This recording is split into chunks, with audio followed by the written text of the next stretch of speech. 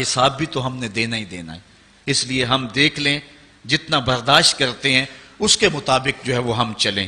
ایک بادشاہ تھا، وہ پھولوں کی سیج پہ سویا کرتا تھا، خادمہ اس کے لیے پھولوں کی سیج بچھایا کرتی تھی۔ مدت گزر گئی، پھولوں کی سیج پہ سونے کا عادی تھا۔ ایک دن خادمہ نے سوچا، لونڈی نے سوچا، روزانہ بادشاہ اس سیج پہ سوتا ہے، پتہ نہیں کیا لطف ہوگا۔ کمر سیدھی کرنے کے لیے، اس سیج کا لطف اٹھانے کے لیے وہ بھی لیٹ گئی۔ سیج تیار کرنے کے بعد ایک لمحے کے لیے کمر سیدھی کی تو سارے دن کی تھکی ہوئی تھی، آنکھ لگ گئی۔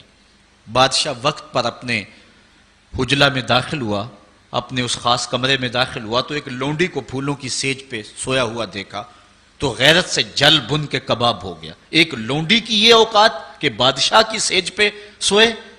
اس نے جلاد کو بلایا، کہا اس کو الٹا لٹکاؤ اور اتنا مارو کہ اس کی جان نکل جائے، تاکہ باقی خدام کو پتہ چل جائے کہ بادشاہوں کی سیجیں، ان کے بستر، ان کے گھر کتنے مقدس ہوا کرتے ہیں۔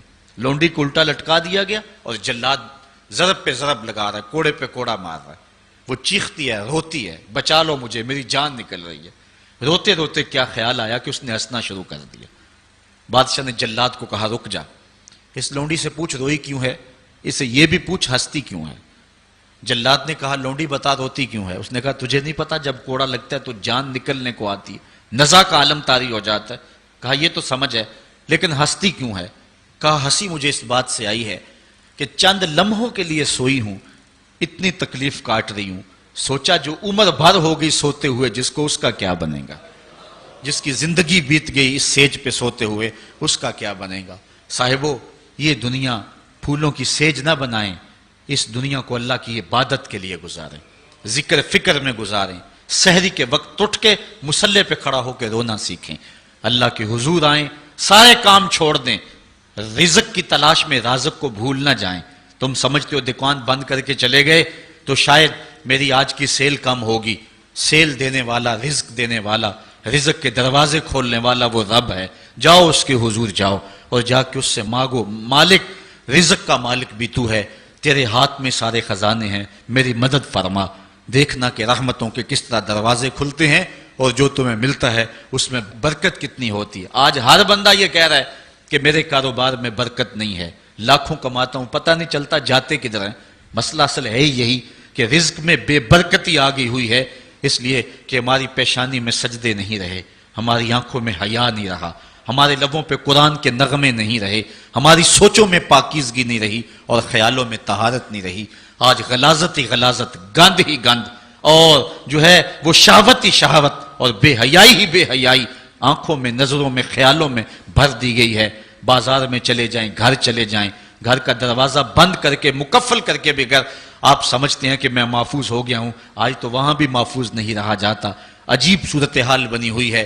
اپنے گھروں کو ان ساری شرارتوں سے پاک کرو اور اپنی نظروں کو پاکیزگی سکھاؤ، پھر دیکھنا کہ کس طرح برکتیں ہوتی ہیں اور کس طرح رحمتیں ہوتی ہیں۔ عبادت کے دو مفہوم حضرت امام رازی نے بیان فرمائے ہیں۔ آپ فرماتے ہیں التعظیم لامر اللہ، عبادت کا مفہوم یہ ہے کہ اللہ کے امور کا، اس کے حکم کی تعظیم کی جائے۔ اللہ تعالیٰ جل شانہ کا حکم ہے تو دل جھک جائیں اس کے حضور اور اس کو ہی بڑا جانا جائے۔ اور دوسری بات وشفقت علی خلق اللہ، عبادت کا مفہوم یہ ہے کہ مخلوق خدا پر شفقت کی جائے۔ حضرت امام غزالی نے اربعین کے اندر لکھا کہ عبادت کی 10 قسمیں ہیں، ان میں سے پہلی قسم نماز ہے جو عبادات میں سب سے اہم اور سب سے بڑی عبادت ہے۔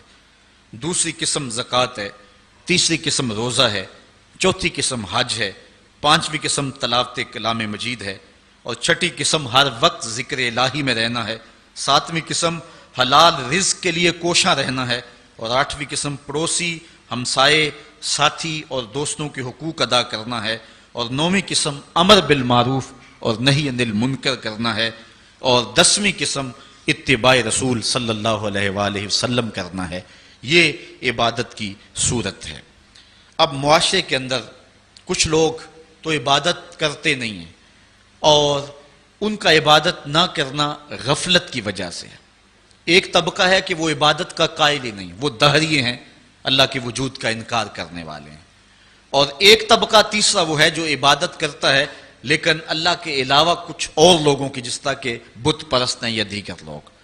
لیکن اہل ایمان جو ہیں وہ اللہ کی عبادت کرتے ہیں، اس کے علاوہ کسی اور کی عبادت نہیں کرتے، اس عبادت میں تساہل اور سستی نہیں کرتے، نمازوں کو 5 گانا وقت پہ ادا کرنا اپنا معمول رکھتے ہیں. اور یہی زندگی کا حسن ہے اور یہی زندگی کا جمال ہے. اور جو شخص اللہ کے حضور جھکنا چھوڑ دے، اللہ تعالیٰ اس کے رزق سے بھی، اس کی عمر سے بھی برکت اٹھا لیتا ہے. عبادت کا ایک مفہوم علماء نے اللہ تعالیٰ کی پہچان بھی بیان فرمایا. حضرت مولا کائنات سیدنا علی المرتضیٰ رضی اللہ تعالیٰ عنہ نے وما خلقت الجن والانس الا لیعبدون کا ترجمہ کیا ہے اے لیعرفونی، یعنی ہم نے جن و انس کو اس لیے پیدا کیا کہ وہ مجھے پہچان جائیں. اللہ تعالیٰ جل شانہ کی پہچان بندے کے اوپر جو ہے وہ ضروری ہے. اور جو شخص اس دنیا پہ رہ کے رب کی معرفت حاصل نہ کر سکا تو وہ قیامت کے دن بھی نابینا اٹھایا جائے گا. اللہ تعالیٰ جل شانہ نے یہ بات قرآن میں واضح طور پہ بیان فرمائی، من کان فی ھذہ اعمی فہو فی الآخرۃ اعمی واضل سبیلا. جو اس دنیا پر اندھا رہا کل قیامت کے دن بھی اندھا ہی اٹھایا جائے گا. اس سے ان آنکھوں کی جو ہے وہ بے نوری مراد نہیں ہے. وہ تو حدیث میں آتا ہے جو آنکھوں سے آزمایا گیا کل قیامت کے دن اس کو اللہ جزا دے گا. اس سے دل کی بے نوری مراد ہے. ساری زندگی گزار دی، کاروبار کا پتہ کیسے کرنا ہے، سیاست کا پورا پتہ ہے کیسے کرنی ہے، ایک ایک امر کا پتہ ہے، ہر چیز کا پتہ ہے، نہیں پتہ تو جس نے پیدا کیا ہے، جو ہمارا خالق ہے، جو ہمارا رازق ہے، جو ہمارا مالک ہے، ہم لمحہ لمحہ ایک ایک ساتھ ایک ایک گھڑی جس کے محتاج ہیں. شیخ سعدی فرماتے ہیں سانس اندر جائے تو پھر بھی اس کے محتاج ہیں، اندر سے خیریت سے باہر آئے تو پھر بھی اس کے محتاج ہیں. اگر اندر والا باہر نہ آئے تو پھر بھی موت، باہر والا اندر نہ جائے تو پھر بھی موت. تو ہم ایک سانس میں کئی بار اس کے محتاج ہیں اور لمحہ لمحہ اس کے محتاج ہیں. جو ہماری ہر ضرورت کی کفالت کرنے والا ہے، جو ہمارا خالق بھی ہے، رب بھی ہے، مالک بھی ہے اور ضروریات کا کفیل بھی ہے، اور اس کو ہم نہیں پہچانتے. باقی ہر دنیا کی چیز ہمیں آتی ہے، ہمیں ایک ایک چیز سے پتہ ہے. ہمیں اتنا بھی پتہ ہے کہ فلاں کرکٹر نے چوکے کتنے لگائے اور چھکے کتنے لگائے ہیں، اس نے فلاں میچ میں سینچریاں کتنی کی ہیں. ہمیں اتنی تفصیلات کا علم ہے، ایک ایک شخص کے بارے میں ہمیں پتہ ہے، لیکن نہیں پتہ تو اس کا نہیں پتہ جو ہماری شاہ رگ سے بھی نیڑے رہتا ہے، جو ہمارے دلوں کے قریب رہتا ہے، جس نے ہمیں زندگی کی بہاریں اور زندگی کا جمال دیا. آئیے اپنے رب کو پہچانیں. اور جو شخص اپنے رب کی معرفت حاصل نہیں کر سکا وہ قیامت کے دن بھی اندھا اٹھایا جائے گا. اللہ تعالیٰ جل شانہ نے محبوب علیہ الصلوۃ والسلام کے سینے پہ اترنے والی اس کتاب میں اس بات کو اعلانیہ طور پر واضح بیان فرمایا گیا. اسی لیے اقبال نے کہا تھا دل بینا بکر طلب خدا سے کہ آنکھ کا نور دل کا نور نہیں ہے. میں عبادت کے عنوان سے گفتگو کو ادھورا سمجھوں گا جب تک میں حضور کی عبدیت کو بیان نہیں کروں گا. حضور کی عبادت کا عالم یہ ہے اللہ کے حضور سجدہ ریزیوں کا اور دیگر عبادت کی جتنی بھی اقسام اور صورتیں ہیں. آقا کریم اللہ کے حضور ساری ساری رات قیام فرماتے ہیں. ہمیں تو جگایا جاتا ہے، اذانیں دی جاتی ہیں، پھر بھی نہیں اٹھتے. لیکن وہاں کیا ہے کہ اللہ تعالیٰ خود فرماتا ہے محبوب ساری رات جاگا نہ کرو، کچھ سو بھی تو لیا کرو. اللہ اکبر. اور اتنی اللہ کے حضور عبادت کرتے ہیں حتیٰ تتورم قدماہ، یہاں تک کہ حضور علیہ السلام کے مبارک قدم جو ہیں وہ سوج جاتے ہیں. اور آقا کریم علیہ الصلوۃ والسلام سے کہا گیا حضور آپ کے وسیلے اور صدقے سے اللہ نے اگلوں اور پچھلوں کے گناہ معاف کر دیے، لیکن اس کے باوجود بھی آپ اتنی کثرت کے ساتھ عبادت کرتے ہیں. تو حضور نے فرمایا کہ میں اللہ کا عبد شکور نہ بنوں، اس کا شکر گزار بندہ نہ بنوں جس نے اتنی نعمتیں اور اتنی کرم نوازیاں میرے اوپر نازل فرمائیں. اس نے اتنا کرم کیا، ذرا دیکھیں تو صحیح، اپنے اندر جھانک کر کے تو دیکھو کتنے کرم ہے اس کے، کتنے فضل ہے اس کے، کتنی نعمتیں ہیں جس کا ہمیں علم بھی نہیں ہے لیکن وہ ہمارے اوپر پہم برس رہی ہیں. میرا ایک دوست تھا، اس کے منہ میں یہ جو لعاب آتا ہے اس کی مقدار کم ہو گئی تو اتنا مسئلہ بنا اس کے لیے کہ ایک آنکھ کی بینائی بھی جاتی رہی، دوسری آنکھ کی بینائی بھی متاثر ہو رہی ہے. مرض کیا ہے کہ منہ میں یہ جو لعاب آتا ہے یہ قدرتی گریس ہے، نظام انہضام میں مدد دیتی ہے، بولنے بھی طاقت دیتی ہے.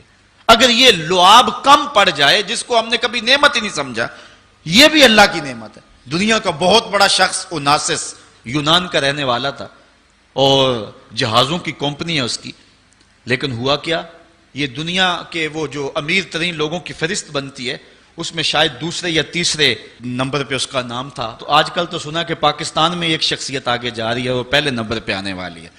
تو بس تھوڑے نمبر رہ گئے ہیں، ورنہ جو ہے وہ پوری دنیا کا سب سے امیر ترین شخص ہمیں کسی اور ملک میں نہیں ڈھونڈنا پڑے گا، وہ ہمارے خون پسینے کو نچوڑ کر کے ہمارے اندر سے کوئی ہوگا. قومیں فروختن و چیرزاں فروختن. دعا کرو عشرائے ثانی کے دامن سے نکلتے ہوئے نور کی روشنی میں اب سورج کی کرنیں بھی نکل رہی ہیں اور رب کی رحمت کو بھی جو ہے وہ نزول ہو رہا ہے. دعا کرو اللہ میرے ملک کو صالح قیادت نصیب فرمائے. تو اوناسس جو ہے وہ جہازوں کا کام کرتا تھا، اس کی بہت بڑی جو ہے وہ کمپنی تھی. ہوا اسے کیا، اس کے یہ آنکھوں کے جو پپوٹے ہیں یہ کام کرنا چھوڑ گئے. یہ قدرت نے سسٹم لگایا، آٹومیٹک سسٹم. ادھر سے تنکا اڑا، ادھر آنکھ بند ہو گئی. ادھر عزم ہوا، ارادہ ہوا، آنکھ بند ہو گئی. اتنی جلدی یہ سسٹم کام کرتا ہے.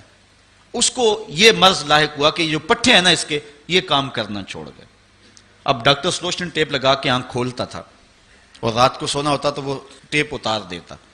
کسی نے اوناسس سے پوچھا کہ تیری زندگی کی سب سے بڑی آرزو، انٹرویو کرتے ہوئے اس نے کاش میں اپنی آنکھیں اپنی مرضی سے کھول سکوں.